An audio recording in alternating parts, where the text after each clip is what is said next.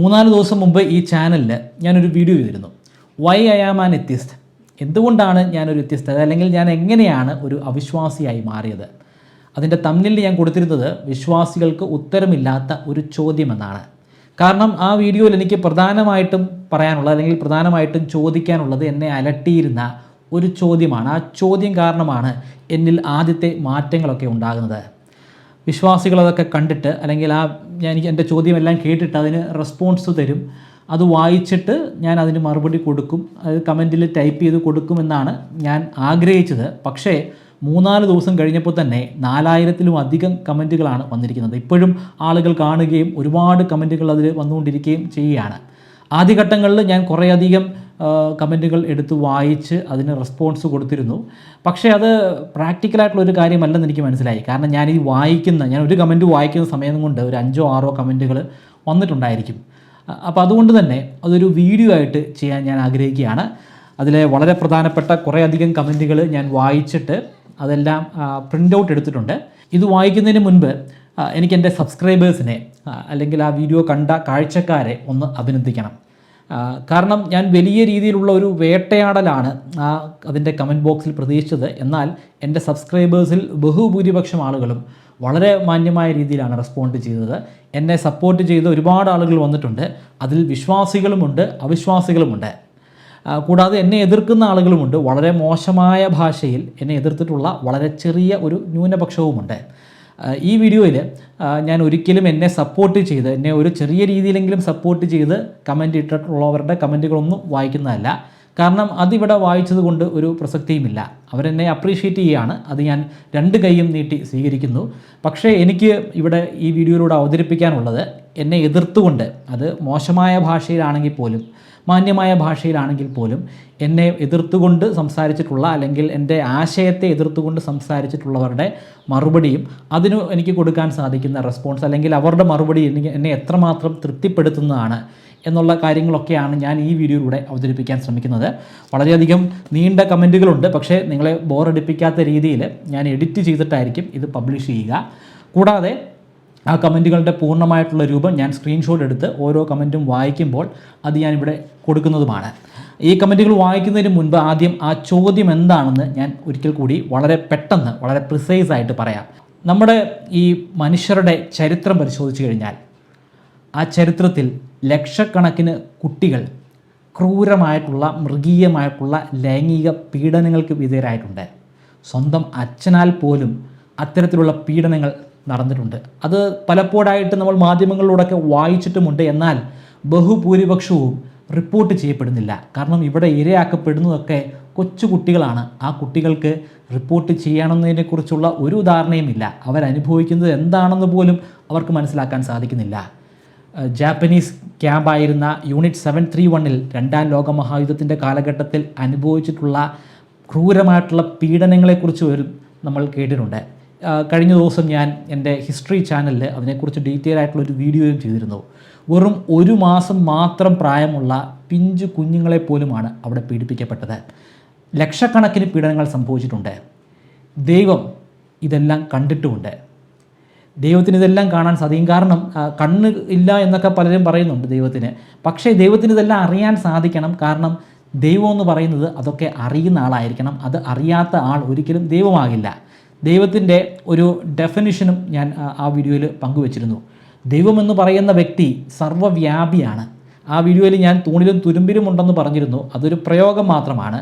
ഞാൻ ഉദ്ദേശിക്കുന്ന, അല്ലെങ്കിൽ ആ ഡെഫിനിഷൻ്റെ അർത്ഥമെന്ന് പറയുന്നത്, ഭൂമിയിൽ അല്ലെങ്കിൽ പ്രപഞ്ചത്തിൽ നടക്കുന്ന സകല കാര്യങ്ങളും ഈ ദൈവത്തിന് അറിയാൻ സാധിക്കും. കൂടാതെ സർവശക്തനാണ്. കാരണം ഈ പ്രപഞ്ചം ഉണ്ടാക്കിയ ആൾ, അല്ലെങ്കിൽ ഇവിടെയുള്ള മനുഷ്യരെയും ജീവജാലങ്ങളെയും ഒക്കെ ഉണ്ടാക്കിയ ആളാണല്ലോ ദൈവം. അതുകൊണ്ട് തന്നെ സർവശക്തനായിട്ടുള്ള ഒരു വ്യക്തിയായിരിക്കും ദൈവം, അല്ലെങ്കിൽ ആ ഒരു എൻറ്റിറ്റിയാണ് ദൈവം. അതുപോലെ നന്മയുടെ നിറകുടമാണ്. നന്മ മാത്രമേ ഉള്ളൂ, അല്ലാതെ തിന്മ ദൈവത്തിൽ ഒരിക്കലും ഉണ്ടാവാൻ പാടില്ല. തിന്മയുണ്ടെങ്കിൽ അത് ദൈവമാകില്ലല്ലോ. പിന്നെ ഒരുപാട് അറിവുള്ള വ്യക്തിയായിരിക്കണം. ലോകത്തിൽ ഇത്ര മനുഷ്യരുണ്ടോ ആ മനുഷ്യരുടെയൊക്കെ അറിവിനുമൊക്കെ അപ്പുറം അറിവുള്ള ഒരു വ്യക്തിയായിരിക്കണം ദൈവം. അതായത് ആ ദൈവം ഈ സമൂഹത്തിൽ നടക്കുന്ന സകല പ്രശ്നങ്ങളും കാണുന്നുണ്ട്. ലക്ഷക്കണക്കിന് കുട്ടികളെ ലൈംഗികമായിട്ട് പീഡിപ്പിക്കപ്പെടുന്നു എന്ന് പറഞ്ഞു. ഈ വീഡിയോ ചെയ്യുന്ന സമയത്ത് പോലും കുട്ടികൾ ലൈംഗികമായിട്ടുള്ള പീഡനത്തിന് വിധേയമായിക്കൊണ്ടിരിക്കുകയാണ്. അതിൽ മിക്കതും വലിയൊരു ശതമാനവും റിപ്പോർട്ട് ചെയ്യപ്പെടുന്നില്ല. ഈ പീഡനങ്ങളൊക്കെ എല്ലായ്പ്പോഴും കാണുകയും അറിയുകയും ഒക്കെ ചെയ്തുകൊണ്ടിരിക്കുന്ന ഒരു വ്യക്തിയാണ് ദൈവം. നമ്മളുടെ ഒരു സുഹൃത്തിനെ നമ്മൾ സങ്കല്പിക്കുക. ആ സുഹൃത്ത് ഇത്തരത്തിലുള്ള ഒരു പീഡനം കണ്ടു എന്ന് കരുതുക. നമ്മുടെ സുഹൃത്തായിരിക്കാം, നമ്മുടെ അച്ഛനായിരിക്കാം, നമ്മുടെ സഹോദരനായിരിക്കാം, നമ്മുടെ വേണ്ടപ്പെട്ട ഒരു വ്യക്തിയായിരിക്കാം. ആ വ്യക്തി ഇത്തരത്തിലുള്ള ക്രൂരമായിട്ടുള്ള ഒരു കൊച്ചു കുഞ്ഞിനെ പിച്ച് ചീന്തുന്ന രംഗങ്ങൾ കണ്ടു എന്ന് കരുതുക. അത് പൂർണ്ണമായിട്ടും അവിടെ ഇരുന്ന് കണ്ട് അതിനുശേഷം നമ്മുടെ അടുത്ത് വന്ന് ഇത്തരത്തിലുള്ളൊരു ദൃശ്യം കണ്ടുവെന്ന് ആ വ്യക്തി നമ്മളോട് പറയുന്നു. അങ്ങനെയാണെങ്കിൽ എത്രത്തോളം മോശമായിട്ടുള്ളൊരു വ്യക്തിയായിട്ടായിരിക്കും നമ്മൾ ആ സുഹൃത്തിനെ കാണുന്നത്, അല്ലെങ്കിൽ നമ്മുടെ വേണ്ടപ്പെട്ട ആ വ്യക്തിയെ കാണുന്നത്. നമുക്ക് പിന്നീട് ആ വ്യക്തിയുടെ മുഖത്തേക്ക് സ്നേഹത്തോടൊന്ന് നോക്കാൻ സാധിക്കുമോ? അല്ലെങ്കിൽ വെറുതെ ഒന്ന് നോക്കാൻ സാധിക്കുമോ? നമ്മൾ വളരെ അറപ്പോടുകൂടിയായിരിക്കില്ലേ ആ വ്യക്തിയെ നോക്കി കാണുന്നത്. അവിടെ ആ കുഞ്ഞിനെ പിച്ച് ചീന്തിയിട്ടുള്ള വ്യക്തികളെക്കാൾ ക്രൂരനായിട്ടുള്ള വ്യക്തിയായിരിക്കും നമ്മളുടെ ഈ സുഹൃത്ത്. അതവിടെ നിന്ന് കണ്ട് നമ്മുടെ അടുത്ത് വന്ന് പറഞ്ഞ ആ സുഹൃത്ത്. നമ്മൾ സ്വാഭാവികമായിട്ടും നമ്മൾ കേസ് കൊടുക്കണം, അടുത്തുള്ള പോലീസ് സ്റ്റേഷനിൽ ഇത് അറിയിക്കണം. കാരണം ഒരു പിഞ്ചു കുഞ്ഞാണ് അവിടെ മോശമായിട്ടുള്ള ഒരു ഘട്ടത്തിലൂടെ കടന്നു പോയത്. ആ കേസിൽ പ്രധാനപ്പെട്ട പ്രതികളുടെ കൂട്ടത്തിൽ നമ്മുടെ ഈ സുഹൃത്തും പെടും. അതാണ് നമ്മുടെ നീതിന്യായ വ്യവസ്ഥ. ഇത് ദൈവത്തിനും ബാധകമല്ലേ? ദൈവത്തിന് എങ്ങനെ ഇത് കാണാൻ സാധിക്കുന്നു? ഒരല്പമെങ്കിലും നന്മയുണ്ടെങ്കിൽ, ഒരു പൊടിക്കെങ്കിലും നന്മയുണ്ടെങ്കിൽ ആ ദൈവത്തിന് ഇത് കണ്ടിരിക്കാൻ സാധിക്കുമോ? ഇത്തരത്തിൽ ക്രൂരമായിട്ടുള്ള പീഡനങ്ങൾ അനുഭവിക്കുന്നത് ഒന്നോ രണ്ടോ അല്ല, ഓരോ നിമിഷവും ഓരോ ദിവസവും എല്ലാ ദിവസങ്ങളിലും ഇത് കണ്ടുകൊണ്ടേയിരിക്കുകയാണ്. അങ്ങനെ കണ്ടുകൊണ്ടിരിക്കാൻ എങ്ങനെ ഒരു വ്യക്തിക്ക് സാധ്യമാകും? ആ വ്യക്തിയുടെ മനോനില എങ്ങനെയാണ്? അങ്ങനെ കണ്ടുകൊണ്ടിരിക്കുന്ന ഒരു വ്യക്തിയെ നമ്മൾ എത്രമാത്രം പുച്ഛത്തോടു കൂടിയാണ് ആ സുഹൃത്തിനെ കണ്ടത്, അതേ രീതിയിൽ അതേ പുച്ഛത്തോടു കൂടി മാത്രമല്ലാതെ നമുക്ക് ആ ഒരു ദൈവത്തെ കാണാൻ സാധിക്കുമോ? ആ ദൈവത്തെ നമുക്ക് എങ്ങനെയാണ് ആരാധിക്കാൻ സാധിക്കുന്നത്? ഇവിടെ ആ ദൈവം ഒരു സൂപ്പർമാനെ പോലെ പറന്നുപോയി ആ കാര്യങ്ങളൊക്കെ തടയണമെന്നൊന്നുമല്ല ഞാൻ പറയുന്നത്. ഞാൻ പറയുന്നത് ആ ദൈവത്തിൻ്റെ ആ മനോ അവസ്ഥയാണ് ഞാൻ പറയുന്നത്. ആ ദൈവം അങ്ങനെ ചെയ്താലും ചെയ്തില്ലെങ്കിലും അതെല്ലാം കണ്ടുകൊണ്ടിരിക്കുകയാണ്. അതെല്ലാം അങ്ങനെയൊക്കെ നടക്കുമെന്ന് വ്യക്തമായിട്ടറിയാം. ഈ പ്രപഞ്ചം ഉണ്ടാക്കിയ ആൾക്ക് ഈ പ്രപഞ്ചത്തിൽ എന്താണ് നടക്കാൻ പോകുന്നതെന്ന് വ്യക്തമായിട്ടുള്ളൊരു ധാരണയുണ്ട്.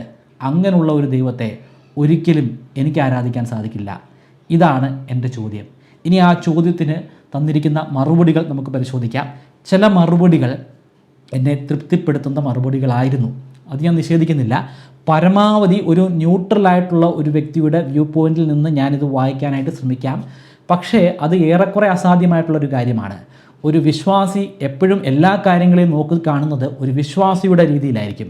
ഒരു അവിശ്വാസി എല്ലാ കാര്യങ്ങളെയും നോക്കി കാണുന്നത് ഒരു അവിശ്വാസിയുടെ ഒരു വ്യൂ പോയിന്റിൽ നിന്നുകൊണ്ടായിരിക്കും. ഞാനൊരു അവിശ്വാസിയാണ്, അപ്പം ഞാൻ ഒരു അവിശ്വാസിയുടെ വ്യൂ പോയിന്റിൽ നിന്നാണ് കാണുന്നത്.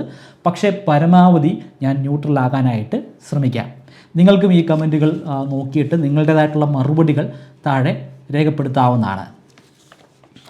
ആദ്യത്തെ കമൻറ്റ്: ഇത്ര വിദ്യാഭ്യാസമുള്ള താങ്കൾ ഇത്ര ചെറിയ ചോദ്യങ്ങൾ കുരുങ്ങിയത് അത്ഭുതപ്പെടുത്തുന്നു.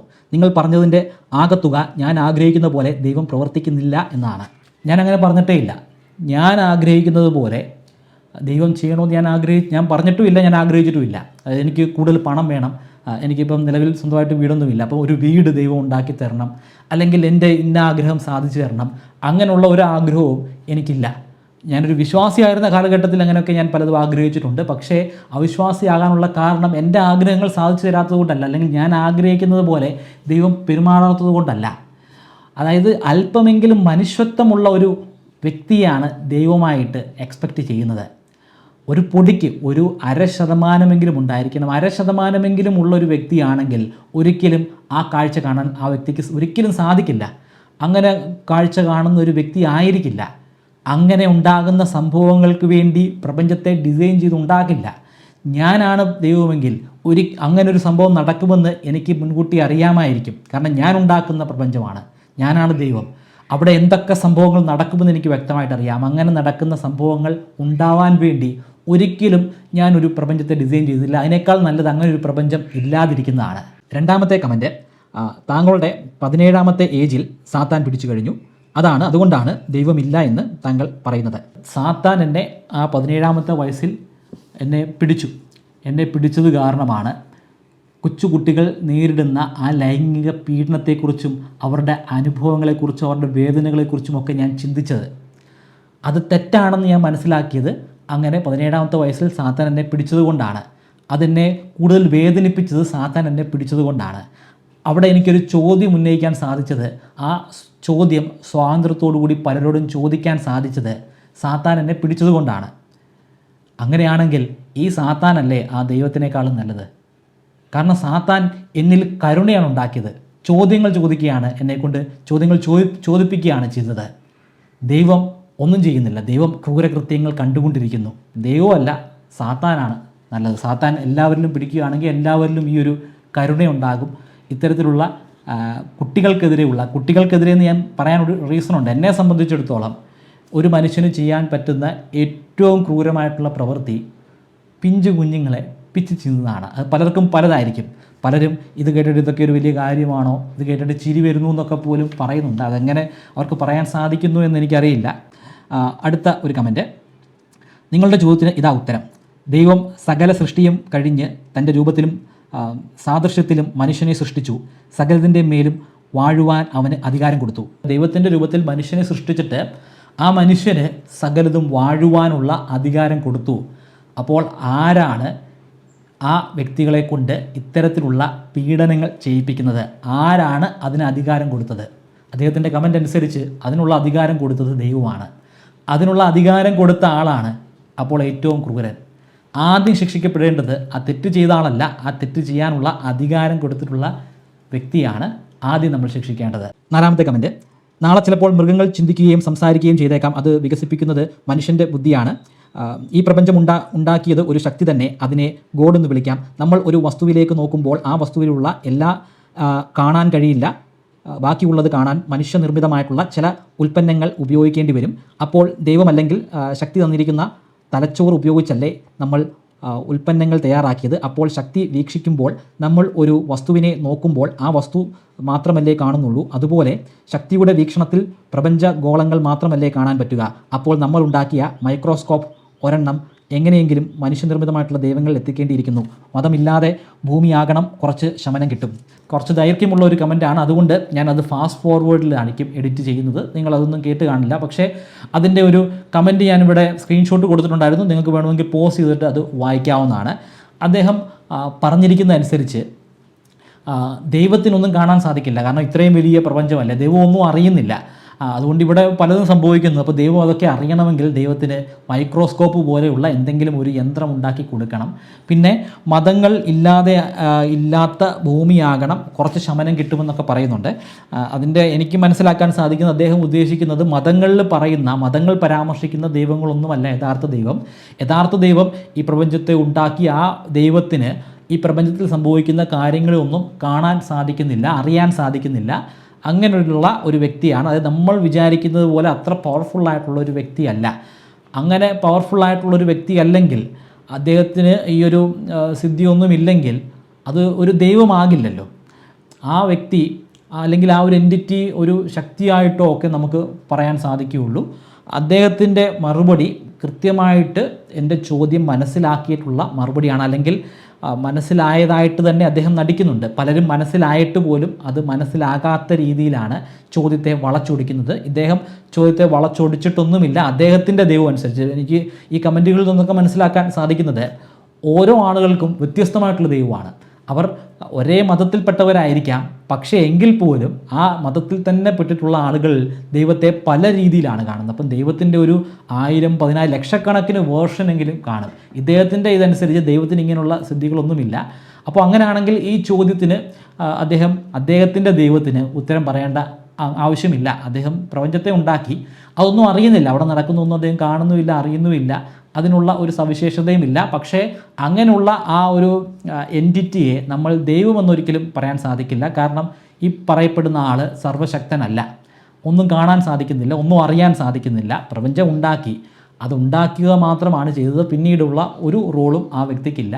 അടുത്തത് കുറച്ച് ദൈർഘ്യമുള്ള ഒരു കമൻറ്റാണ്. ഞാൻ സ്ക്രീൻഷോട്ട് കൊടുക്കുന്നുണ്ട്, നിങ്ങൾക്ക് പോസ്റ്റ് ചെയ്തിട്ട് വായിക്കാം. ഞാനിവിടെ പൂർണ്ണമായിട്ടും വായിക്കുന്നുണ്ട്, പക്ഷേ ഫാസ്റ്റ് ഫോർവേഡിലായിരിക്കും ഞാൻ വീഡിയോയിൽ എഡിറ്റ് ചെയ്യുക. ദൈവം മനുഷ്യൻ്റെ പ്രവൃത്തികൾ ഇടപെടുമെന്ന് മിക്കവരും തെറ്റിദ്ധരിച്ചിരിക്കുന്നു. ദൈവമുണ്ട്, അതിനെ നമ്മൾ പല പേരിൽ വിളിക്കുമെങ്കിലും ഇപ്പോൾ അതിനെ പ്രപഞ്ചശക്തി എന്ന് പറയാം. ആ ശക്തിയെ ആരാധിച്ച് എന്തെങ്കിലും നേടുവാൻ കഴിയുകയില്ല. കാരണം ആ ശക്തി ഈ പ്രപഞ്ചത്തിൽ ഒരു സിസ്റ്റം തയ്യാറാക്കി വെച്ചിട്ടുണ്ട്. ഒന്നും ചെയ്യേണ്ടതില്ലെന്ന അവസ്ഥയിലാണ്. ഈ സിസ്റ്റം എന്തെന്നാൽ ഒരാളുടെ നിരന്തരമായിട്ടുള്ള ചിന്തകൾ യാഥാർത്ഥ്യമാക്കപ്പെടുകയും കർമ്മത്തിൻ്റെ ഫലം അനുഭവിക്കുകയും. ഇദ്ദേഹം പുനർജന്മത്തെക്കുറിച്ചൊക്കെ പറയുന്നുണ്ട്. ഈ വ്യക്തി പറഞ്ഞിരിക്കുന്നത് തൊട്ട് മുമ്പ് പറഞ്ഞിട്ടുള്ള ആളുടെ കമൻറ്റിനോട് ഒരല്പം സാമ്യമുണ്ട്. സാമ്യം എന്ന് പറയുന്നത് ഇത്തരത്തിൽ ഇവിടെ നടക്കുന്ന ഒരു കാര്യത്തെക്കുറിച്ചും ഒരു ധാരണയുമില്ല. മനുഷ്യരെന്താണോ ചെയ്യുന്നത്, അല്ലെങ്കിൽ മനുഷ്യരെന്ത് ചെയ്യുന്നു, മൃഗങ്ങൾ എന്ത് ചെയ്യുന്നു, അതൊന്നും അറിയില്ല. അതൊന്നും അറിയാത്ത ദൈവമെന്ന് തന്നെയല്ല, അദ്ദേഹം അതിനെ പ്രപഞ്ചശക്തി എന്നാണ് വിളിച്ചിരിക്കുന്നത്. പക്ഷേ ഇതിൽ കുറച്ചുകൂടെ പവർഫുള്ളായിട്ടുള്ളൊരു ദൈവമാണ് ഇദ്ദേഹത്തിൻ്റെ ദൈവം. കാരണം ആ ദൈവം അവിടെ പുനർജന്മം കൂടി കൊടുത്തിട്ടുണ്ട്. അപ്പോൾ ആ പുനർജന്മത്തിൽ മുൻപ് ചെയ്തിട്ടുള്ള കുറ്റങ്ങളുടെയൊക്കെ പരിണിത ഫലം അനുഭവിക്കേണ്ടി വരും. മുൻപുള്ള ജന്മത്തിൽ എന്തൊക്കെ തെറ്റുകൾ ചെയ്തിട്ടുണ്ടെന്ന് ഈ ദൈവത്തിന് അറിയാനേ സാധിക്കില്ല. അത് പിന്നെ എങ്ങനെയാണ് പുനർജന്മത്തിൽ ആ തെറ്റുകൾ അനുഭവിക്കേണ്ടി വരുന്നതെന്ന് എനിക്കറിയില്ല. ചിലപ്പം ഒരു സോഫ്റ്റ്വെയർ പോലെ പ്രോഗ്രാമിംഗ് ചെയ്തു വെച്ചിട്ടുണ്ടായിരിക്കും. ദൈവം അതിനെക്കുറിച്ചൊന്നും പറയേണ്ട ആവശ്യമില്ല. ആ സോഫ്റ്റ്വെയർ എല്ലാം നമ്മുടെ AI പോലെ, ആർട്ടിഫിഷ്യൽ ഇൻ്റലിജൻസ് പോലെ ആളുകൾ ചെയ്യുന്ന തെറ്റുകളൊക്കെ ആ സോഫ്റ്റ്വെയർ മനസ്സിലാക്കുന്നു. എന്നിട്ട് അവർക്ക് അടുത്തൊരു ജന്മം ഉണ്ടാക്കുന്നു. ആ ജന്മത്തിൽ പോയി അവർ ആ തെറ്റുകളുടെയൊക്കെ പരിണിത ഫലം അനുഭവിക്കുന്നു. ഈ പുനർജന്മത്തെക്കുറിച്ച് പറയുമ്പോൾ എൻ്റെ ചോദ്യത്തിൽ വളരെ പ്രസക്തമായിട്ടുള്ള ഒരു പോയിൻ്റ് കൂടെ ഉണ്ട്. അതായത് നമ്മൾ ഇപ്പോൾ അനുഭവിക്കുന്ന, അല്ലെങ്കിൽ കുട്ടികൾ ഈ ജന്മത്തിൽ അനുഭവിക്കുന്ന ക്രൂരമായിട്ടുള്ള പീഡനങ്ങൾക്ക് കാരണം അവർ മുൻ ജന്മത്തിൽ ചെയ്തിട്ടുള്ള പാപങ്ങളുടെ പരിണിത ഫലമാണെന്ന് ഇദ്ദേഹം മാത്രമല്ല ഒരുപാട് ആളുകൾ ഈ സെയിം കമൻറ്റ് പറഞ്ഞിട്ടുണ്ട്. പക്ഷേ അതിനെ നമുക്ക് എത്രമാത്രം സീരിയസ് ആയിട്ടാണ് എടുക്കാൻ സാധിക്കുക? കാരണം പഴയ ജന്മത്തിൽ എന്തായാലും 1 വയസ്സോ അല്ലെങ്കിൽ 5 മാസമോ ഒക്കെ പ്രായമുള്ളപ്പോഴല്ലായിരിക്കും ആ കുട്ടി ആ കുറ്റം ചെയ്തത്. പ്രായമായി അങ്ങനെ കുറ്റം ചെയ്യാൻ പാടില്ല എന്നൊക്കെ അറിവുള്ള സമയത്ത് ചെയ്തിട്ടുള്ള കുറ്റമായിരിക്കും. അതിൻ്റെ പരിണിത ഫലം അടുത്ത ജന്മത്തിൽ വെറും 1 മാസമോ 6 മാസമോ അല്ലെങ്കിൽ ഒരു 5 വയസ്സൊക്കെ പ്രായമുള്ളപ്പോൾ ക്രൂരമായിട്ടുള്ള പീഡനങ്ങളിലൂടെ അനുഭവിക്കേണ്ടി വരിക എന്ന് പറയുന്നത് അത് എത്രമാത്രം അനീതിയാണ്, അതെത്രമാത്രം മോശമായ പരീക്ഷണമാണ്. ഇതിൻ്റെ അർത്ഥം ഇത് ദൈവം പ്ലാൻ ചെയ്ത് കൊടുത്തിരിക്കുന്ന ഒരു ശിക്ഷയാണെന്നാണ്.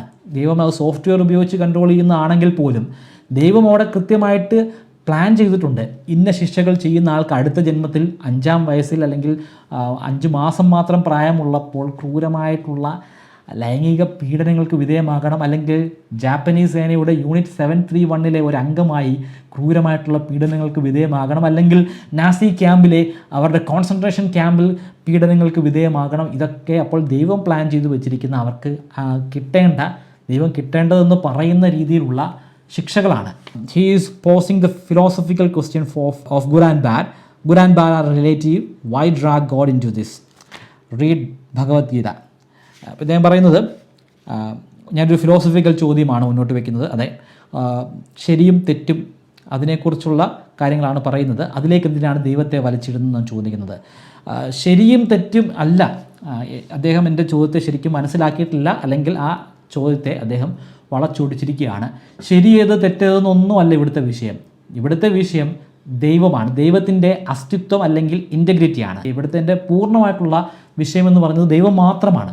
മനുഷ്യർ തെറ്റ് ചെയ്യുന്നു, ശരി ചെയ്യുന്നു, ഒക്കെ അവർ തെറ്റ് ചെയ്യുമ്പം ഇവിടെ പിടിക്കപ്പെടുകയാണെങ്കിൽ ഇവിടെ ശിക്ഷയ്ക്ക് ഇവിടെ നിയമങ്ങളൊക്കെ ഉണ്ട്. എൻ്റെ ചോദ്യം അതൊന്നുമല്ല. എൻ്റെ ചോദ്യം ഇത് കാണുന്ന ദൈവത്തെ, ഇതിൻ്റെ മാനസികാവസ്ഥയും ദൈവത്തിൻ്റെ നന്മയും ദൈവത്തിൻ്റെ തിന്മയും മാത്രമാണ്. ദൈവത്തെക്കുറിച്ചാണ് ഇവിടെ അനലൈസ് ചെയ്യുന്നത്. ആ അനലൈസ് ചെയ്യാനായിട്ട് നമ്മൾ ഉപയോഗിക്കുന്ന ടൂള് ദൈവം കണ്ടുകൊണ്ടിരിക്കുന്ന കാഴ്ചകളാണ്. ദൈവം എന്തെങ്കിലും ചെയ്യുമോ എന്ന പേടി കാരണം ആളുകൾ തെറ്റുകൾ ചെയ്യാൻ പേടിച്ചിരിക്കുന്ന ഒരു കാലം ഉണ്ടായിരുന്നു. പക്ഷേ ഇപ്പോൾ വിശ്വാസം നഷ്ടപ്പെട്ടു. ആൾക്കാർക്ക് പേടിയില്ലാതെയായി, കുറ്റകൃത്യങ്ങൾ വർദ്ധിച്ചു, മൂല്യം നശിച്ചു, വിശ്വാസം നശിച്ചു, ഒന്നിലും വിശ്വാസം ഇല്ലാതെയായി. ഇതിനെല്ലാം കാരണം ദൈവമില്ല എന്ന് പറഞ്ഞ് വിശ്വാസം നഷ്ടപ്പെടുത്തിയ അവിശ്വാസികളാണ്. അപ്പോൾ മുൻപെപ്പോഴോ ഇവിടെ തെറ്റുകളൊന്നുമില്ലായിരുന്നു, വളരെ ഐഡിയലായിട്ടുള്ള ഒരു കാലമായിരുന്നു. അതിൻ്റെ കാരണം മുൻപുള്ള കാലഘട്ടങ്ങളിൽ ഇവിടെ വിശ്വാസികൾ മാത്രമേ ഉണ്ടായിരുന്നുള്ളൂ എന്നാണ് അദ്ദേഹം പറയുന്നത്. അപ്പോൾ ഇത്തരത്തിൽ കുട്ടികളൊക്കെ ചൂഷണം ചെയ്യപ്പെടാനുള്ള കാരണം അവിശ്വാസികളാണ്. മിക്കവാറും അദ്ദേഹം ഉദ്ദേശിച്ചത് അവിശ്വാസികൾ മാത്രമാണ് ഇങ്ങനെ പീഡനം ചെയ്യുന്നതെന്നൊക്കെ ആയിരിക്കണം. ഞാനൊരു അവിശ്വാസിയാണ്, എനിക്ക് അത്തരത്തിൽ ഒരുപാട് അവിശ്വാസികളെ അറിയാം. ആ അവിശ്വാസികളൊന്നും ഇങ്ങനെയുള്ള കുറ്റങ്ങൾ ചെയ്തതായിട്ട് എനിക്ക് ഒരു ധാരണയുമില്ല. എനിക്ക് എന്നെ വ്യക്തമായിട്ട് അറിയാം. ഞാൻ അങ്ങനെ ഒന്നും ചെയ്യാൻ ഉദ്ദേശിക്കുന്ന ഒരു വ്യക്തിയല്ല. എനിക്ക് 2 കൊച്ചു കുട്ടികളാണ്, പെൺകുട്ടികളാണ്. 6 വയസ്സും അതുപോലെ 4 വയസ്സും മാത്രം പ്രായമുള്ള പിഞ്ചു കുഞ്ഞുങ്ങളാണ്. അപ്പോൾ ഒരിക്കലും എനിക്കങ്ങനെ ചിന്തിക്കാനൊന്നും സാധിക്കില്ല. അതിൻ്റെ റീസൺ എന്ന് പറയുന്നത് എൻ്റെ വിശ്വാസമോ അവിശ്വാസമോ ഒന്നുമല്ല. തെറ്റ് ചെയ്യുന്ന ആൾ ചിലപ്പോൾ വിശ്വാസിയായിരിക്കാം, അവിശ്വാസിയുമായിരിക്കാം. കൂടുതലും അവിശ്വാസികളായിരിക്കും, കാരണം ഈ ലോകത്ത് ഏറ്റവും കൂടുതലും വിശ്വാസികളായിരിക്കും, കാരണം ഈ ലോകത്ത് ഏറ്റവും കൂടുതലുള്ളത് വിശ്വാസികളാണ്. അതുകൊണ്ട് മാത്രം കൂടുതൽ വിശ്വാസികളാണ്. അതായത് അവിശ്വാസി ആയതുകൊണ്ട് ഒരാൾ തെറ്റ് ചെയ്യാതിരിക്കുന്നില്ല, വിശ്വാസി ആയതുകൊണ്ടും അയാൾ തെറ്റ് ചെയ്യാതിരിക്കുന്നില്ല. അയാൾ തെറ്റ് ചെയ്യുന്നൊരു വ്യക്തിയാണെങ്കിൽ അയാളുടെ ക്യാരക്ടർ എങ്ങനെയാണോ ആ രീതിയിലായിരിക്കും അയാൾ തെറ്റുകൾ ചെയ്യുന്നതും അതുപോലെ ശരിയായിട്ടുള്ള കാര്യങ്ങൾ ചെയ്യുന്നതും. അപ്പോൾ മുൻകാലങ്ങളിൽ ഇവിടെ തെറ്റുകളൊന്നുമില്ലെന്ന് പറഞ്ഞാൽ ഏതാണ് ആ മുൻകാലം? ചരിത്രത്തിൻ്റെ പിന്നിലേക്ക് പോകും തോറും കൂടുതൽ ക്രൂരമായിട്ടുള്ള കുറ്റകൃത്യങ്ങളായിരിക്കും സംഭവിച്ചിട്ടുണ്ടാവുക. ഈ ഒരു കാലഘട്ടത്തിലേക്ക് വരുമ്പോൾ നിയമങ്ങളൊക്കെ കുറച്ചുകൂടെ ശക്തമാണ്, അതുപോലെ ജനാധിപത്യമാണ് മിക്ക രാജ്യങ്ങളിലും. അല്ലാതെ ഏകാധിപത്യമുള്ള രാജ്യങ്ങളിൽ പോലും അവർ വളരെ കൃത്യമായിട്ട് അവിടുത്തെ നിയമ നടപടികൾ നടപ്പിലാക്കാൻ ശ്രമിക്കുന്നുണ്ട്. അങ്ങനെയാണ് കുറ്റകൃത്യങ്ങൾ കുറയുന്നത്. പുറകിലോട്ട് പോകും തോറും കുറ്റകൃത്യങ്ങൾ ഗണ്യമായി വർദ്ധിക്കുന്നത് മാത്രമേ നമുക്ക് കാണാൻ സാധിക്കൂ. With all due respect, sir, you are arguing of an utopian society like a world where there is no crime, no injustice, everyone follows rules and everything runs smoothly. But that kind of society and only exists in theory, not in real life. It sounds ideal, but it's completely unrealistic when it comes to an actual human behavior. Even countries with strong laws, high education and great system like Norway or Switzerland. അദ്ദേഹം മുസ്ലിമാണെന്ന് പറയുന്നുണ്ട്. അതായത് ഇവിടെ ഐഡിയലായിട്ടുള്ള ഒരു ലോകമല്ല, ഇവിടെ ഒരുപാട് പ്രശ്നങ്ങളുണ്ട്. പ്രശ്നങ്ങൾക്കൊക്കെ കാരണം ഇവിടെ ദൈവം നടപ്പിലാക്കുന്ന പരീക്ഷയാണ്, അല്ലെങ്കിൽ പരീക്ഷണമാണ്. ആ പരീക്ഷണത്തിൽ മികവ് പുലർത്തുന്ന ആളുകളെ സ്വർഗത്തിലേക്കും മികവ് പുലർത്താത്ത ആളുകളെ നരകത്തിലേക്കും കൊണ്ടുപോകും. അങ്ങനൊരു ആർഗ്യുമെൻ്റാണ് അദ്ദേഹം മുന്നോട്ട് വയ്ക്കുന്നത്. അതായത് ദൈവം നടത്തുന്ന പരീക്ഷണമാണ്. ആരാണ് ഇവിടെ പരീക്ഷണം അല്ലെങ്കിൽ പരീക്ഷ നടത്തുന്നത്? ദൈവമാണ്. ആ പരീക്ഷയുടെ ചോദ്യമുണ്ടാക്കുന്ന ആരാണ്? ദൈവമാണ്. ആ ചോദ്യത്തിൻ്റെ ഉത്തരം ചെയ്യുക മാത്രമാണ് ഇവിടെയുള്ള മനുഷ്യർ ചെയ്യുന്നത്.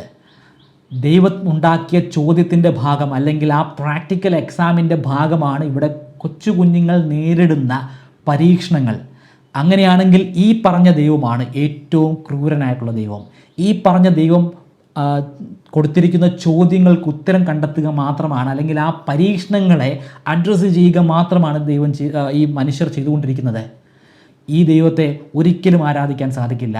കാരണം ആ ദൈവം നടത്തുന്ന പരീക്ഷണത്തിൻ്റെ ഭാഗമായിട്ടാണ് ഇവിടെ ഓരോ കുഞ്ഞുങ്ങളും ഇഞ്ചിഞ്ചായി കൊല്ലപ്പെട്ടുകൊണ്ടിരിക്കുന്നത്. ഇവിടെ നടക്കുന്ന എല്ലാ അനീതികൾക്കും കാരണം ആ ദൈവം നടത്തുന്ന പരീക്ഷണം മാത്രമാണ്. അങ്ങനൊരു പരീക്ഷണം ആ ദൈവം നടത്തിയില്ലായിരുന്നെങ്കിൽ ഇങ്ങനെയുള്ള ഒരു പ്രശ്നവും ഇവിടെ സംഭവിക്കില്ലായിരുന്നു.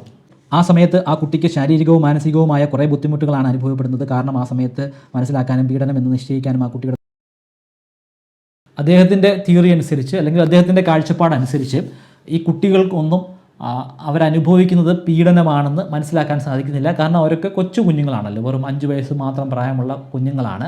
അതുകൊണ്ട് നമ്മൾ അതിനെ ആ രീതിയിൽ നോക്കിക്കാണേണ്ട. കുഞ്ഞുങ്ങൾക്ക് ചില വേദനകളൊക്കെ അനുഭവിക്കേണ്ടി വരുന്നു, അതൊരു പീഡനമായിട്ട് നമ്മൾ പറയേണ്ടെന്നാണ് പറയുന്നത്.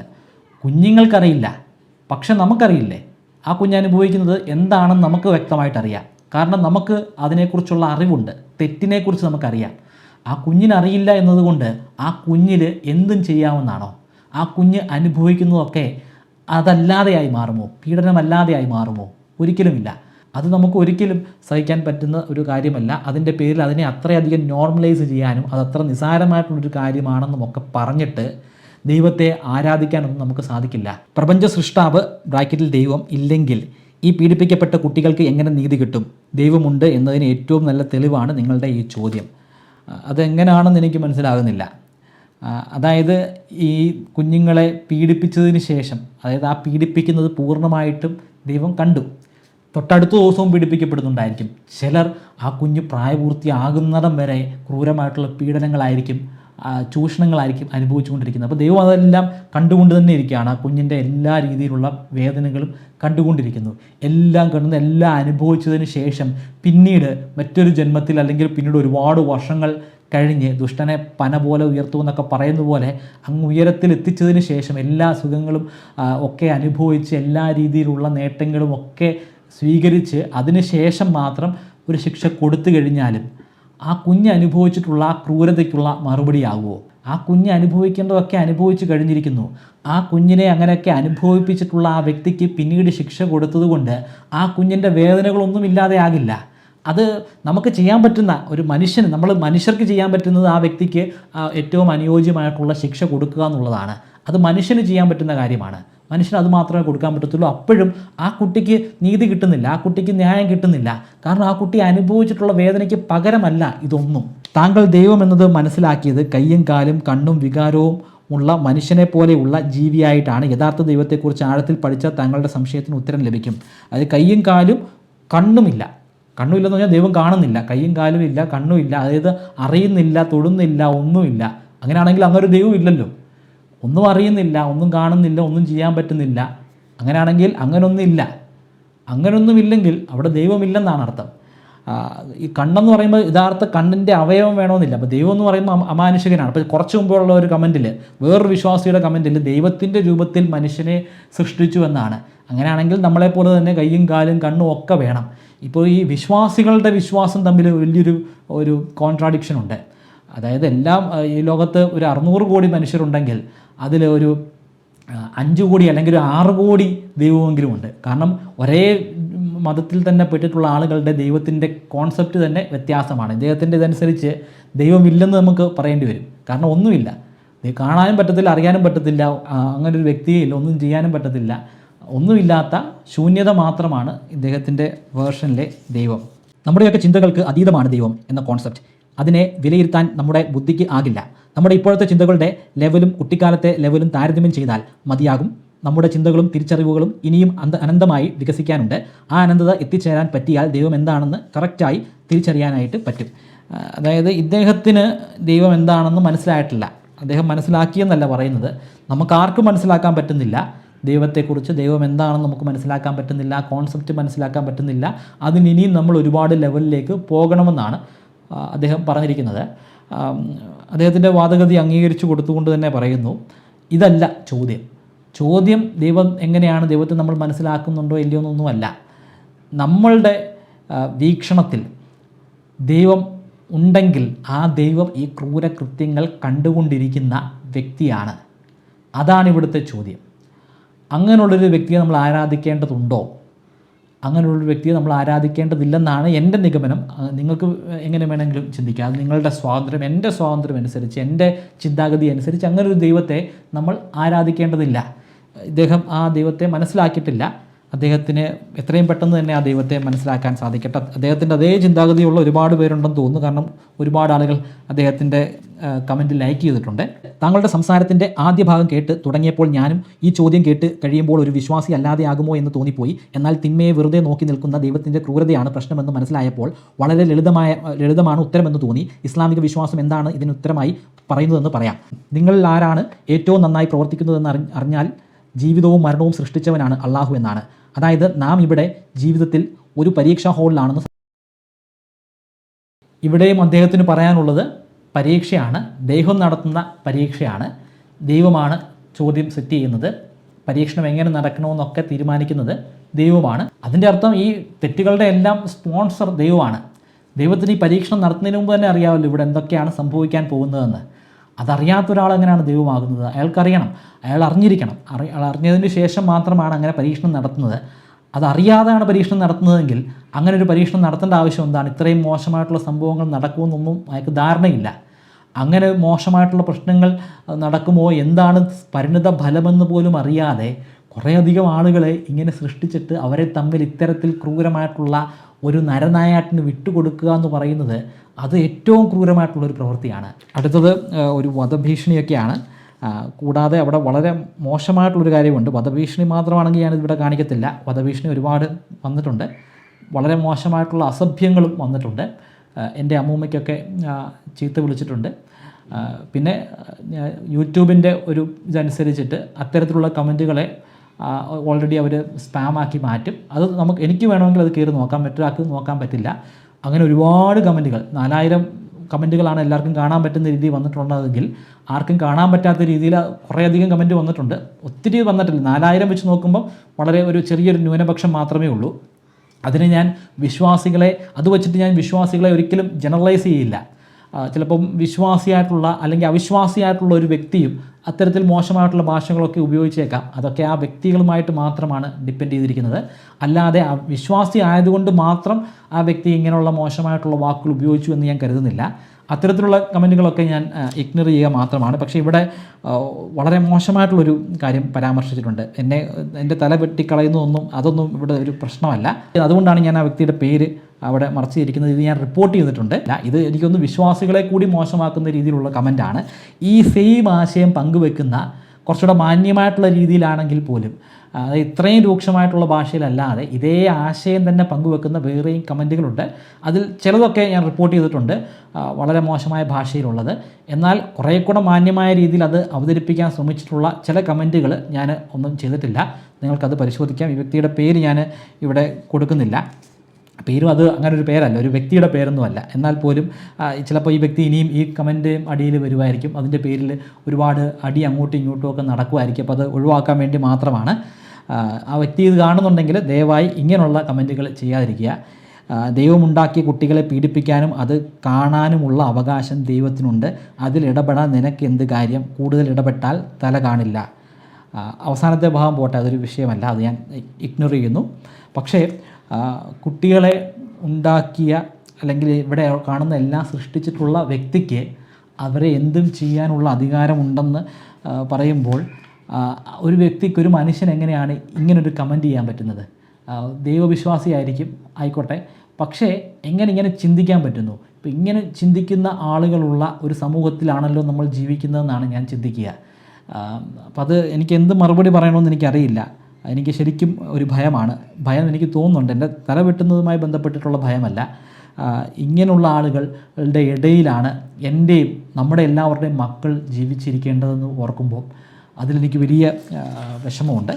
താങ്കളുടെ ഇൻ്റർപ്രിട്ടേഷൻ തന്നെ എത്ര ബാലിശമാണ്? ഉദാഹരണം, അന്ധമായ നിരീശ്വരവാദി എന്ന് വേണമെങ്കിൽ പറയാം. ഏറ്റവും അധികം സ്റ്റേറ്റ്മെൻറ്റ് മാറ്റി പറയുന്നത് സയൻസാണ്. സയൻസിൻ്റെ അടിസ്ഥാനത്തിൽ ഇതുവരെ എത്രത്തോളം പഠിച്ചിട്ടുള്ളത് അത് ശരി, കൂടുതൽ കണ്ടുപിടുത്തങ്ങൾ മാറ്റി പറയാം. എൻ്റെ ചോദ്യത്തിന് ഉത്തരം പറഞ്ഞിട്ടേ ഇല്ല, ഒരു രീതിയിലും ഉത്തരം പറഞ്ഞിട്ടില്ല. അദ്ദേഹം എന്നിട്ട് പെട്ടെന്ന് അടുത്ത ഇതിലേക്ക് പോയി സയൻസിനെ കുറിച്ച് പറയാൻ തുടങ്ങി. സയൻസ്, ഇവിടെ ദൈവം ഉണ്ടെങ്കിൽ ഈ സയൻസ് ഉണ്ടാക്കിയത് ദൈവമല്ലേ? ദൈവം ഉണ്ടെങ്കിൽ സയൻസും ദൈവത്തിൻ്റെ സൃഷ്ടി തന്നെ ആയിരിക്കണം. പക്ഷേ അദ്ദേഹം വിഷയം മാറ്റി അങ്ങ് പോയി. എന്നെ സംബന്ധിച്ചിടത്തോളം ഈ കമൻറ്റാണ് ബാലിശമായിട്ടുള്ളത്. കാരണം എൻ്റെ ചോദ്യത്തെ അഡ്രസ്സ് ചെയ്തിട്ടേ ഇല്ല. ചോദ്യം ബാലിശമാണെന്ന് പറഞ്ഞിട്ട് അങ്ങ് പോവുകയാണ്. എന്നിട്ട് വിഷയം മാറ്റി വേറൊരു വിഷയത്തെക്കുറിച്ച്, സയൻസിനെ കുറിച്ച് പറയുകയാണ്. അതേ വീഡിയോയിൽ തന്നെ സയൻസുമായി ബന്ധപ്പെട്ടിട്ടുള്ള കാര്യം കൂടി ഞാൻ പരാമർശിച്ചിട്ടുണ്ട്. എനിക്ക് തോന്നുന്നു അദ്ദേഹം ഈ വീഡിയോ ഒന്നും പൂർണ്ണമായിട്ടൊന്നും കണ്ടിട്ടില്ല. അതിൻ്റെ കുറച്ച് ഭാഗങ്ങൾ മാത്രം കണ്ടിട്ട് ബാലിശമായിട്ടുള്ള ചോദ്യമാണെന്ന് പറഞ്ഞ് അദ്ദേഹം വിഷയം അങ്ങ് മാറ്റുകയാണ് ചെയ്തത്. അടുത്ത ചോദ്യം, താങ്കളുടെ ഉത്തരം കിട്ടാത്ത ചോദ്യങ്ങൾക്കെല്ലാം ഉള്ള ശരിയായിട്ടുള്ള ഉത്തരം വിശുദ്ധ ബൈബിളിലുണ്ട്. ഇത് ഞാനൊരു ഉദാഹരണമായിട്ട് എടുത്താണ്. കാരണം ഇതുപോലുള്ള ഒരുപാട് കമൻറ്റുകൾ വന്നിട്ടുണ്ട്. അതിൽ എല്ലാ മതഗ്രന്ഥങ്ങളും, ബൈബിൾ, ഖുർആൻ, വേദങ്ങൾ, ഭഗവത്ഗീത, അങ്ങനെ കുറേ കാര്യങ്ങൾ ആളുകൾ പറഞ്ഞിട്ടുണ്ട്. അത് വായിച്ച് നോക്കുക, അതിൻ്റെ ഉത്തരം അതിലുണ്ടെന്ന് പറയുന്നുണ്ട്. പക്ഷേ ഇവരതൊക്കെ വായിച്ചിട്ടുള്ളവരായിരിക്കുമല്ലോ, എങ്കിൽ മാത്രമല്ല അതിൻ്റെ ഉത്തരം അവിടെ ഉണ്ടെന്ന് പറയുന്നത്. അവരാരും ഉത്തരം പറയുന്നില്ല. അത് വായിച്ച് നോക്കുക, അതിൻ്റെ ഉത്തരമുണ്ടെന്ന് മാത്രമാണ് പറയുന്നത്. അതിൻ്റെ അർത്ഥം അങ്ങനെ ഒരു ഉത്തരം അവിടെ ഇല്ലെന്നാണ്. അതിൻ്റെ ഉത്തരം അവിടെ ഉണ്ടായിരുന്നെങ്കിൽ അവർ വളരെ വ്യക്തമായിട്ട് ആ ഉത്തരം കമൻറ്റ് ചെയ്തേനെ. ഹലോ ബ്രോ, ഞാനൊരു വിശ്വാസിയാണ്. താങ്കളുടെ വീഡിയോ മുഴുവനായും കണ്ടു. ഞാൻ പഠിച്ചിട്ടുള്ള എൻ്റെ സങ്കല്പവുമായി താങ്കളുടെ ദൈവസങ്കല്പം ഒരുപാട് വ്യത്യാസമുണ്ടെന്ന് തോന്നുന്നു. നിങ്ങൾ ഇവിടെ പറഞ്ഞു വെച്ച് താങ്കളുടെ ദൈവസങ്കല്പങ്ങളിൽ ഒരുപാട് പിഴവുകളുണ്ടെന്ന് തോന്നുന്നു. ബുദ്ധിമുട്ടാവില്ലെങ്കിൽ കോൺടാക്ട് നമ്പർ തരികയാണെങ്കിൽ ഒന്ന് സംസാരിക്കാമായിരുന്നു. തീർച്ചയായിട്ടും സംസാരിക്കാം. പക്ഷേ ഒരുപാട് ആളുകൾ കോൺടാക്ട് നമ്പർ ചോദിക്കുന്നുണ്ട്. ഞാൻ ചാനൽ തുടങ്ങിയ കാലഘട്ടം മുതൽ ചോദിക്കുന്നുണ്ട്. അങ്ങനെ എല്ലാവർക്കും കൊടുത്തിരുന്നെങ്കിൽ എൻ്റെ കോൺടാക്ട് നമ്പർ ഒരു 1000, 2000 അല്ലെങ്കിൽ ഒരു 5000 പേരുടെയെങ്കിലും കയ്യിലുണ്ടായേനെ. എല്ലാവരുമായിട്ട് ഫോണിലൂടെ സംസാരിക്കാനൊന്നുമുള്ള സമയം എൻ്റെ കയ്യിലില്ല. ഞാനൊരു ഫുൾ ടൈം യൂട്യൂബറൊന്നുമല്ല. എനിക്ക് എൻ്റേതായിട്ടുള്ള ജോലിയുണ്ട്, എൻ്റേതായിട്ടുള്ള ജീവിതമുണ്ട്. അതുകൊണ്ട് എല്ലാവർക്കും കോൺടാക്ട് നമ്പർ കൊടുക്കുക വളരെ പ്രയാസമുള്ള കാര്യമാണ്. എന്നോട് വളരെ ഡിസ്റ്റൻ്റായിട്ട് മാത്രം റിലേഷനുള്ള ആളുകളോട് പോലും എൻ്റെ ഫോൺ നമ്പർ പലരും ചോദിച്ചായിട്ട് ഞാൻ അറിയുന്നുണ്ട്. ഞാനൊരു 2 ആഴ്ച മുമ്പ് NIT കാലിക്കറ്റിൽ അവിടുത്തെ IEEE ബന്ധപ്പെട്ട് ഒരു സെഷൻ എടുത്തിരുന്നു, ഒരു ക്ലാസ് എടുത്തിരുന്നു. അപ്പോൾ ആ സംഘാടകനായിട്ടുള്ള ആ വിദ്യാർത്ഥിയോട് പോലും പലരും എൻ്റെ കോൺടാക്ട് നമ്പർ ചോദിച്ചിട്ടുണ്ട്. പലരല്ല, ഒരാൾ കോൺടാക്ട് നമ്പർ ചോദിച്ചിട്ടുണ്ട്. വളരെ ദേഷ്യത്തോടൊക്കെ സംസാരിച്ചു എന്ന രീതിയിലാണ് ആ കുട്ടി എന്നോട് പറഞ്ഞത്. നിങ്ങൾക്ക് എന്നോട് സംസാരിക്കണമെങ്കിൽ, ഓഡിയോ ആയിട്ട് സംസാരിക്കണമെങ്കിൽ എൻ്റെ ഇൻസ്റ്റാഗ്രാമിൻ്റെയും അതുപോലെ ഫേസ്ബുക്കിൻ്റെയും ID ഞാൻ താഴെ കൊടുത്തിട്ടുണ്ട്. അതിൽ കയറിയിട്ട് നിങ്ങൾക്ക് മെസ്സേജ് അയക്കാം. ഞാൻ എൻ്റെ സമയം പോലെ അത് കയറി ആ ഓഡിയോ കേട്ടതിന് ശേഷം ഞാൻ എൻ്റെ മറുപടി ഞാൻ അവിടെ രേഖപ്പെടുത്താം. അതാണ് കുറച്ചുകൂടെ പ്രാക്ടിക്കലായിട്ടുള്ളൊരു സൊല്യൂഷൻ എന്ന് തോന്നുന്നു. ഇനി അദ്ദേഹം പറഞ്ഞതിലേക്ക് വരാം. അദ്ദേഹം പറഞ്ഞതനുസരിച്ച് എൻ്റെ ദൈവസങ്കല്പം തെറ്റാണെന്നാണ് അദ്ദേഹം പറയുന്നത്. ഞാൻ പറഞ്ഞല്ലോ, ഒരു 600 കോടി ജനങ്ങളുണ്ടെങ്കിൽ ഇവിടെ ഒരു 6 കോടി ദൈവസങ്കല്പമെങ്കിലും ഉണ്ട്. ഓരോ വ്യക്തികളും ഒരേ മതത്തിൽപ്പെട്ടിട്ടുള്ള ആളുകളാണെങ്കിൽ പോലും അവരുടെ ദൈവസങ്കല്പങ്ങളിൽ മാറ്റങ്ങൾ സംഭവിക്കുന്നുണ്ട്. അപ്പോൾ അതുകൊണ്ട് ഒരിക്കലും ഒരു വിശ്വാസി ഒരിക്കലും പറയാൻ പാടില്ല മറ്റൊരാളുടെ ദൈവസങ്കല്പം തെറ്റാണെന്ന് പറയാൻ പാടില്ല. അപ്പം ഞാനിവിടെ പറഞ്ഞിരിക്കുന്ന ആ ദൈവസങ്കല്പം അത് വലിയ രീതിയിൽ അംഗീകരിച്ചിരിക്കുന്ന, പ്രധാനമായിട്ടും ക്രിസ്ത്യൻ മതത്തിൽ അംഗീകരിക്കപ്പെട്ടിരിക്കുന്ന ഒരു വിശ്വാസമാണ്. കാരണം എൻ്റെ പ്രിൻസിപ്പിളിനെ കുറിച്ച് ഞാൻ പറഞ്ഞിരുന്നു. പ്രിൻസിപ്പിൾ അദ്ദേഹം ഒരുപാട് മതപുസ്തകങ്ങളും ബൈബിളും ഒക്കെ ധാരാളമായിട്ട് വായിക്കുന്ന ആളാണെന്നാണ് എനിക്ക് തോന്നുന്നത്. കാരണം അദ്ദേഹം മിക്ക അസംബ്ലികളിലും ദൈവത്തെക്കുറിച്ചും അതുപോലെ ക്രിസ്തു മതത്തെക്കുറിച്ചും ഒക്കെ അദ്ദേഹം ആ കാലഘട്ടങ്ങളിൽ പറയുമായിരുന്നു. അപ്പോൾ അദ്ദേഹം മനസ്സിലാക്കിയിട്ടുള്ള ദൈവമാണ്. അങ്ങനെ ഈ ആശയം അന്നത്തെ എൻ്റെ വിശ്വാസിയെ ഒരുപാട് സ്വാധീനിച്ചിരുന്നു. ആ ദൈവസങ്കല്പം തന്നെയാണ് എനിക്കുണ്ടായിരുന്നത്. അത്തരത്തിൽ ഒരുപാട് ആളുകളിലും ആ ദൈവസങ്കല്പങ്ങളൊക്കെ ഉണ്ട്. ആ ദൈവസങ്കല്പം വളരെ സിമ്പിളാണ്, സർവ്വശക്തനാണ്. അപ്പോൾ ഇദ്ദേഹം പറയുന്നതനുസരിച്ച് അത് പെശകൊണ്ട് സർവ്വശക്തനല്ല. ദൈവം എന്ന് പറയുന്നത് ഒമ്നി പ്രസൻ്റ് ആണ്, അതായത് സർവ്വവ്യാപിയാണ്. അതായത് എല്ലായിടത്തും നടക്കുന്ന കാര്യങ്ങൾ അറിയുന്നുണ്ട്. ഇപ്പോൾ ഇദ്ദേഹത്തിൻ്റെ ഇതനുസരിച്ച് അദ്ദേഹത്തിൻ്റെ ദൈവം ഒരുപക്ഷെ അങ്ങനെയുള്ള ഒരാളായിരിക്കില്ല. അതായത് കുറച്ചുകൂടി ദുർബലനായിട്ടുള്ളൊരു ദൈവമായിരിക്കും അദ്ദേഹത്തിൻ്റെ ദൈവം. അപ്പോൾ അതുപോലെ തന്നെ നല്ല അറിവുള്ള, എല്ലാത്തിനെക്കുറിച്ചും അറിവുള്ള ആളാണ് ദൈവം. പിന്നെ നന്മയുള്ള ആളാണ്. നന്മ മാത്രമുള്ള ദൈവം എന്ത് ചെയ്താലും അതെല്ലാം നല്ലതാണ് എന്ന് പറയുന്നതാണ്. അപ്പം ഇതും അദ്ദേഹത്തിൻ്റെ ഇതിൽ തെറ്റായിരിക്കും. ഇത്രയും കാര്യങ്ങളാണ് ഞാൻ അന്ന് പറഞ്ഞിരുന്ന ഡെഫിനിഷൻ. അപ്പം ഈ ഡെഫിനിഷനൊന്നും അദ്ദേഹത്തിൻ്റെ ദൈവത്തിന് ബാധകമല്ല, അല്ലെങ്കിൽ ഇതിലെ ചില കാര്യങ്ങളൊക്കെ ബാധകമായിരിക്കില്ല. അതായത് ഞാൻ ഈ പറഞ്ഞതിനേക്കാൾ കുറച്ചുകൂടെ ദുർബലനായിട്ടുള്ള ഒരു ദൈവമായിരിക്കാം അദ്ദേഹത്തിൻ്റെ വിശ്വാസത്തിലുള്ളത്. പക്ഷേ അതിൻ്റെ പേരിൽ മറ്റുള്ള ദൈവവിശ്വാസികളുടെ വിശ്വാസം തെറ്റാണെന്ന് പറയാൻ ഒരിക്കലും ഒരു വിശ്വാസിക്ക് അധികാരമില്ല. ഇത്തരത്തിൽ ആളുകൾ മറ്റുള്ളവരുടെ ദൈവങ്ങളെ കുറ്റം പറയുകയാണെങ്കിൽ അതിവിടെ വലിയ രീതിയിലുള്ള കലാപങ്ങൾക്ക് കാരണമായി മാറുന്നതാണ്. നിങ്ങളൊരു വിശ്വാസിയാണെങ്കിൽ മറ്റുള്ള വിശ്വാസികളുടെ അവരുടെ വിശ്വാസത്തെ നിങ്ങൾ റെസ്പെക്റ്റ് ചെയ്യാനായിട്ട് ശ്രമിക്കണം. ഞാനൊരു അവിശ്വാസിയാണ് എങ്കിൽ പോലും ഞാൻ മറ്റുള്ളവരുടെ വിശ്വാസത്തെ ഞാൻ മോശമായിട്ടൊന്നും ചിത്രീകരിക്കുന്നില്ല. എൻ്റെ സംശയങ്ങളെക്കുറിച്ചാണ് ഞാൻ പറയുന്നത്. ആ സംശയത്തിൽ നിന്ന് ഞാൻ എങ്ങനെയാണ് ഒരു അവിശ്വാസിയായി മാറിയതെന്നാണ് പറയുന്നത്. നിങ്ങൾക്കെല്ലാം അതിൻ്റെ ഉത്തരം തരാനുള്ള ഒരു അവസരവും ആ ഉത്തരത്തിന് റെസ്പോൺസ് കൊടുക്കാനുള്ള ഒരു അവസരവും ഞാൻ ഉണ്ടാക്കുന്നുമുണ്ട്. ദൈവമുണ്ടെന്ന് വിശ്വസിക്കാൻ പ്രധാനമായി 2 കാരണങ്ങളുണ്ട്. അതിനെ ബ്രേക്ക് ചെയ്യാൻ ഒരു അവിശ്വാസിക്കും സാധിച്ചിട്ടില്ല. മാത്രമല്ല ദൈവമുണ്ട് എന്നതിൻ്റെ തെളിവ് കൂടിയായി അത് അവശേഷിക്കുന്നു. ഡിസൈൻ, പ്രപഞ്ചവും ഭൂമിയും ജീവജാലങ്ങളും മനുഷ്യനും വ്യക്തമായ ഡിസൈൻ ഉള്ളതാണ്. ഡിസൈൻ വരണമെങ്കിൽ തീർച്ചയായും ഡിസൈനർ വരണം. ധാർമ്മികത, എല്ലാ മനുഷ്യൻ്റെയും ഉള്ളിൽ ധാർമ്മികത ഒരുപോലെയാണ്. നന്മ തിന്മ എന്ന കോൺസെപ്റ്റ് എല്ലാവർക്കും ഉണ്ട്. ദൈവം ഇല്ലായിരുന്നുവെങ്കിൽ നാം റോബോട്ട് പോലെ ആകുമായിരുന്നു. അവിടെ നന്മ, സ്നേഹം, കരുണ എന്നിവയ്ക്കൊന്നും ഒരു സ്ഥാനവുമില്ല. അപ്പോൾ ദൈവമുള്ളതുകൊണ്ടാണ് നന്മയും സ്നേഹവും കരുണയും ഉണ്ടായതെന്ന് അദ്ദേഹം പറയുന്നു. അപ്പോൾ ദൈവം തന്നെയാണല്ലോ, ഈ ഡിസൈനർ തന്നെയാണല്ലോ ഇവിടെ തിന്മയുണ്ടാക്കിയത്. കുഞ്ഞുങ്ങളെ പീഡിപ്പിക്കപ്പെടുന്നു, കുഞ്ഞുങ്ങളെ കാണുമ്പോൾ ഒരു ലൈംഗികമായിട്ടുള്ള താല്പര്യം ഉണ്ടാക്കാനുള്ള കാരണവും അത് ഡിസൈൻ ചെയ്തിട്ടുള്ള, ഈ പ്രപഞ്ചത്തെ ഡിസൈൻ ചെയ്തിട്ടുള്ള ആ ഡിസൈനർ തന്നെയാണല്ലോ ചെയ്തിട്ടുള്ളത്. ആ ഡിസൈനറിലാണ് എൻ്റെ പ്രശ്നം. അങ്ങനൊരു ഡിസൈനറിനെ എനിക്ക് ആരാധിക്കാൻ സാധിക്കില്ല. ദൈവമുള്ളത് കൊണ്ടാണ് താങ്കൾ ഇപ്പോഴും ജീവിക്കുന്നത്. ഇതാണ് എന്നെ വളരെയധികം സന്തോഷിപ്പിച്ച ഒരു കമൻ്റ് എന്ന് പറയുന്നത്. അതായത് ഞാനുണ്ടെങ്കിൽ ദൈവമുണ്ട്, ഞാൻ എന്ന വ്യക്തി ഇല്ലാതാകുമ്പോൾ ദൈവമില്ലാതെയാകും. അതിൻ്റെ അർത്ഥം ഞാനാണ് ദൈവമെന്നാണ് അദ്ദേഹം പറയാൻ ശ്രമിച്ചത്. അങ്ങനെയാണ് എനിക്ക് മനസ്സിലാക്കുന്നത്. അതായത് ദൈവമുള്ളത് കൊണ്ട് താങ്കൾ ഇപ്പോഴും ജീവിച്ചിരിക്കുന്നു. താങ്കൾ എപ്പോൾ മരിക്കുന്നു അപ്പോൾ ദൈവം ഇല്ലാതെയാകും. അപ്പം ദൈവം ഉണ്ടായത് ഞാൻ ജനിച്ചപ്പോഴാണ്, ഞാൻ മരിക്കുമ്പോൾ ദൈവം ഇല്ലാതെയാകുമെന്നാണ് അദ്ദേഹം പറയുന്നത്. ഞാനൊരു ചോദ്യം ചോദിക്കാം. ഇത്രയും നല്ല കൃത്യമായ ഒരു സ്ട്രക്ചർ എങ്ങനെ വെറുതെ ഉണ്ടാകും? നിങ്ങൾ കണ്ടുകൊണ്ടിരിക്കുന്ന എന്തിലായാലും അതിനൊരു കൃത്യമായ സ്ട്രക്ചർ ഇല്ലേ? ആ സ്ട്രക്ചർ കൃത്യമല്ല, അതിൽ പ്രശ്നങ്ങളുണ്ടെന്നാണല്ലോ ഞാൻ പറയുന്നത്. അവിടെയുള്ള പ്രശ്നങ്ങളെക്കുറിച്ചാണ് ഞാൻ പറയുന്നത്. അപ്പോൾ കൃത്യമായിട്ടുള്ളൊരു സ്ട്രക്ചറല്ല, ഒരുപാട് പ്രശ്നങ്ങളുള്ള സ്ട്രക്ചറാണ്. വലിയ ക്രൂരമായിട്ടുള്ള ഒരുപാട് സംഭവങ്ങൾ ദിനം പ്രതി നടന്നുകൊണ്ടിരിക്കുന്ന ഒരു സ്ട്രക്ചറാണ്. ആ സ്ട്രക്ചർ ഉണ്ടാക്കിയത് ദൈവമാണെങ്കിൽ അതിനെ വിശ്വസിക്കാൻ സാധിക്കില്ലെന്നാണ് ഞാൻ പറഞ്ഞത്. അടുത്തത് വളരെ വലിയ ഒരു കമൻറ്റാണ്. ഇത് അവസാനത്തെ കമൻറ്റാണ്. ഈ കമൻറ്റിൻ്റെ ആദ്യ ഭാഗങ്ങളിൽ ഇതിൽ പ്രധാനപ്പെട്ട 2 പോർഷൻ ഞാൻ മാർക്ക് ചെയ്തിട്ടുണ്ട്. നിങ്ങൾക്കത് പ്രത്യേകമായിട്ട് നോക്കാം. സഹോദര, പാപമുണ്ടെന്ന് കാണിച്ചുകൊണ്ട് ദൈവമില്ല എന്ന് പറയുന്നത് നല്ലൊരു വിചാരമല്ല. അതേ, ലോകത്ത് ദുരന്തങ്ങളുണ്ട്, പീഡനങ്ങളുണ്ട്, പക്ഷേ ഇതൊന്നും ദൈവത്തിൻ്റെ അഭാവം കാണിക്കുന്നില്ല. ഞാൻ ദൈവത്തിൻ്റെ അഭാവത്തെക്കുറിച്ചൊന്നുമല്ല പറയുന്നത്. ദൈവം ഉണ്ട് എന്നൊരു കോൺസെപ്റ്റ് മുന്നോട്ട് വെച്ചുകൊണ്ട് തന്നെയാണ്, ആ ഒരു ഹൈപ്പോത്തിസിസിൽ നിന്നുകൊണ്ട് തന്നെയാണ് എൻ്റെ ചോദ്യം വരുന്നത്. ദൈവമില്ലെങ്കിൽ എൻ്റെ ആ ചോദ്യത്തിന് പ്രസക്തിയില്ല. ദൈവം ഉണ്ടെങ്കിൽ മാത്രമേ ആ ചോദ്യത്തിന് പ്രസക്തിയുള്ളൂ. അതായത് ദൈവത്തെക്കുറിച്ചാണ് നമ്മളിവിടെ സംസാരിക്കുന്നത്, അല്ലാതെ അവിടെ നടക്കുന്ന തെറ്റുകളെക്കുറിച്ചും ക്രൂരമായ പ്രവൃത്തികളെക്കുറിച്ചുമല്ല നമ്മൾ സംസാരിക്കുന്നത്. ആ പ്രവൃത്തികൾ കണ്ടുകൊണ്ടിരിക്കുന്ന ഒരു കരുണയുമില്ലാത്ത ദൈവത്തെക്കുറിച്ചാണ് ഞാൻ പറയുന്നത്. പിന്നീട് പ്രസക്തമായിട്ടുള്ളൊരു ഭാഗം, അതിൻ്റെ താഴ്ഭാഗത്തായിട്ട് വരുന്ന ദുരന്തങ്ങൾ അങ്ങേയറ്റം ഭീകരമാണെന്ന് നമുക്കൊക്കെ തോന്നും. പക്ഷേ ദൈവം ഓരോരുത്തരെയും അതാത് മാർഗത്തിൽ പരീക്ഷിക്കുന്നു, അവൻ കണ്ടുകൊണ്ടിരിക്കുന്നു. ഇതൊക്കെ താൽക്കാലികം മാത്രമാണ്. അവസാന നീതി ദിനത്തിൽ ഒരാൾ ചെയ്തതിൻ്റെ പൂർത്തിയായ ന്യായ വീഴ്ച ഉറപ്പാണ്. ഇവിടെ എത്ര ക്രൂരമായിട്ടുള്ള പീഡനം അനുഭവിച്ചാലും ആ തെറ്റ് ചെയ്തിട്ടുള്ള ആളുകളെ അടുത്ത ജന്മത്തിൽ അല്ലെങ്കിൽ സ്വർഗത്തിലോ നരകത്തിലോ എവിടെയാണെന്ന് വെച്ചാൽ കൊണ്ടുപോയിട്ട് അതിനുള്ള ശിക്ഷകളൊക്കെ കൊടുക്കുമെന്നാണ് പറയുന്നത്. ഇതിൻ്റെ ഉത്തരം ഞാൻ കുറച്ച് മുമ്പ് തന്നെ പറഞ്ഞതാണ്. ശിക്ഷ കൊടുത്തോട്ടെ, പക്ഷേ ആ ക്രൂരതയൊക്കെ അനുഭവിച്ചിട്ടുള്ള ആ പിഞ്ചു കുഞ്ഞുങ്ങൾക്ക് അപ്പോഴും അത് നീതിയും ന്യായവുമാകില്ല. തെറ്റ് ചെയ്ത ആളെ നരകത്തിൽ കൊണ്ടുപോയി എണ്ണയിലിട്ട് പൊരിച്ചാലും അതുകൊണ്ട് ആ കുട്ടി അനുഭവിച്ച വേദനകളൊക്കെ ഇല്ലാതെയാകുമോ? ഒരിക്കലും ഇല്ലാതെയാകില്ല. അതൊക്കെ ആ കുട്ടി അനുഭവിക്കുകയും ദൈവം അതൊക്കെ വ്യക്തമായിട്ട് കാണുകയും ചെയ്തു. ചിലപ്പം ജീവിതകാലം മുഴുവനുമായിരിക്കും ആ കുഞ്ഞ് ഇതൊക്കെ അനുഭവിച്ചിട്ടുള്ളത്. വലുതാകുമ്പോഴും അത് ആ കുഞ്ഞിനെ വേട്ടയാടിക്കൊണ്ടിരിക്കുമായിരിക്കും. മരണം വരെ ആ ഒരു ട്രോമയിലായിരിക്കും ആ കുഞ്ഞ് ജീവിതകാലം മുഴുവനും ജീവിച്ചത്. ആ ഒരു ജീവിതകാലം മുഴുവൻ ചിലപ്പോൾ 50 വർഷം അല്ലെങ്കിൽ 60, 70, 80 വർഷമൊക്കെ ജീവിച്ചിട്ടുണ്ടായിരിക്കും.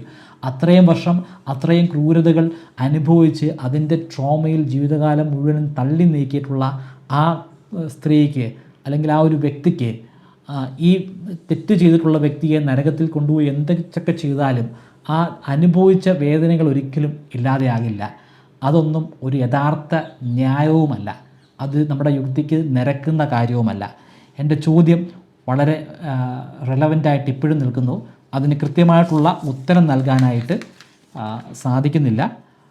ചില ആളുകൾ പറഞ്ഞതനുസരിച്ച് അവരുടെ ദൈവസങ്കല്പം അനുസരിച്ച് ദൈവത്തിന് ഇതൊന്നും കാണാനോ ഒന്നും സാധിക്കില്ല. അങ്ങനെയാണെങ്കിൽ ഓക്കെ, അപ്പോൾ അവരുടെ ആ ഉത്തരത്തിന് ഞാൻ ഓക്കെ പറയുന്നു. പക്ഷേ അങ്ങനെയുള്ള ആൾ ദൈവമല്ല. ഇനി ആർക്കെങ്കിലും ഇതിന് ഉത്തരം തരാൻ സാധിക്കുമെങ്കിൽ ആ ഉത്തരങ്ങൾ കമൻറ്റ് ചെയ്യുക. നേരിട്ട് ഓഡിയോ ആയിട്ട് എന്നെ അറിയിക്കണമെങ്കിൽ നിങ്ങൾക്ക് അതിനുള്ള സൗകര്യം ഇൻസ്റ്റാഗ്രാമിലും ഫേസ്ബുക്കിലും ഒക്കെ ഉണ്ട്. അത് നിങ്ങൾക്ക് പരമാവധി ഉപയോഗിക്കാം. നിങ്ങൾക്ക് ഞാനൊരു 25 ട്രിക്കുകൾ പറഞ്ഞു തരാം. 25 മെമ്മറി ട്രിക്കുകൾ. ഈ മെമ്മറി ട്രിക്കുകൾ ഉപയോഗിച്ച് എത്ര കടുകട്ടിയായിട്ടുള്ള പഠന വിഷയങ്ങളും വളരെ ഈസി ആയിട്ട് പഠിക്കാനും അത് ദീർഘനാളത്തേക്ക് നിങ്ങളുടെ ഓർമ്മശക്തിയിൽ സൂക്ഷിച്ചു വെക്കാനും സാധിക്കുന്നതാണ്. ഈ 25 ട്രിക്കുകൾ ഒരു കോഴ്സിൻ്റെ രൂപത്തിൽ ബ്രൈറ്റ് കേരളൈറ്റിൻ്റെ വെബ്സൈറ്റിലും അതുപോലെ ആൻഡ്രോയിഡ് ആപ്ലിക്കേഷനിലും ഇപ്പോൾ ലഭ്യമാണ്. 3000 രൂപയാണ് ഈ കോഴ്സിൻ്റെ ഫീ. എന്നാൽ നിങ്ങൾ ഇപ്പോൾ രജിസ്റ്റർ ചെയ്യുകയാണെങ്കിൽ 20% ഡിസ്കൗണ്ട് ലഭിക്കുന്നതാണ്. അതിനുവേണ്ടി സ്ക്രീനിൽ കാണുന്നത് പോലെ MBK20 എന്ന പ്രൊമോ കോഡ് ഉപയോഗിക്കുക. ഡിസ്ക്രിപ്ഷനിലും ഫസ്റ്റ് കമൻറ്റിലും ഞാൻ ലിങ്ക് കൊടുക്കുന്നുണ്ട്. താല്പര്യമുള്ളവർ ഇപ്പോൾ തന്നെ രജിസ്റ്റർ ചെയ്യുക. ഇതുമായി ബന്ധപ്പെട്ട് എന്തെങ്കിലും സംശയമുണ്ടെങ്കിൽ ഇൻസ്റ്റാഗ്രാമിലൂടെയോ ഫേസ്ബുക്കിലൂടെയോ അല്ലെങ്കിൽ മെയിലിലൂടെയോ നിങ്ങൾക്ക് എന്നോട് സംവദിക്കാവുന്നതാണ്. അവയുടെ ലിങ്കുകൾ ഡിസ്ക്രിപ്ഷനിലും ഫസ്റ്റ് കമൻറ്റിലും ഞാൻ കൊടുത്തിട്ടുണ്ട്.